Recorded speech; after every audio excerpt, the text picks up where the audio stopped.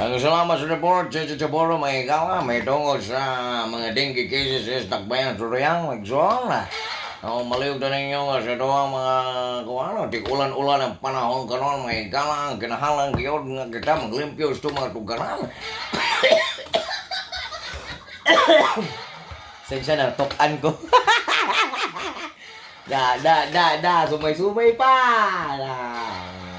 Tama ka, Camilio, eh. Dako kay kalambigitan ng ato ang disiplina sa pagpanglimpyo sa itong mga tugkaran aron malayo kita sa mga lamok nga gigadalag sakit nga dengue. Dapat malinis ang kapaligiran, dapat walay mga tubig dira nga nga-stock. Mao na hinungdan ka pamilya nga kana mag-dive ang inyong mga lamok ra sa gimong swimming pool ang inyong mga daspan nga tubig, inyong mga ligid nga naghayang, ang inyong mga buwak nga pundong tubig.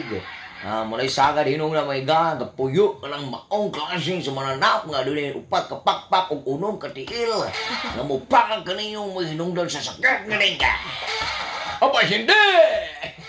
Joke lang. Ito mga may salamat siya sa imuhang report, no?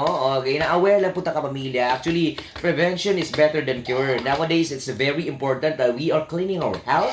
Because you know what, the mere fact that the reason why we have a lot of dengue cases, it is because of an unhealthy environment, and now cleaning your environment is one of the main causes of dengue. And you know what, there's is an increase of we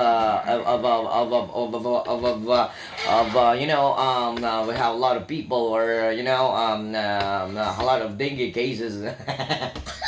I'm sorry, guys. English or layang nga, digri. Ito, ayan po mga pamilya ha, maglimpyo kita ninyo. Dako kayong tabang, maglimpyo kita ninyo.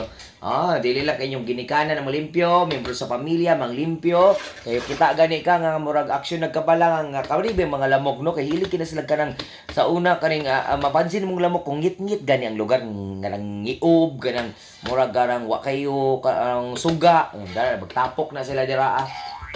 Tapos kanang singot kay ang mga lamok daw according to studies mas sila mas humutan sila og tao nga bahog lawas.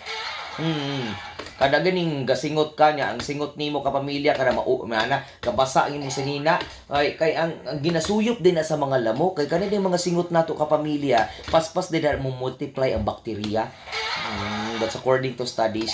Mao din na kapamilya nga di kita magpauga og singot sa tong likod kay ang bakterya na paspas mo multiply mo sulod baga mo na mga pneumonia daytana mo na kanang mga palahubog ganahan kay mo suyop ang mga lamok na palahubog mga baho pigin na usay lawas yung mga sigig inom si sigarilyo ngalak ang lawas na kapamilya na puro pinaakan og lamok basta hugaw kapamilya ag lawas mo ganahan ag lamok.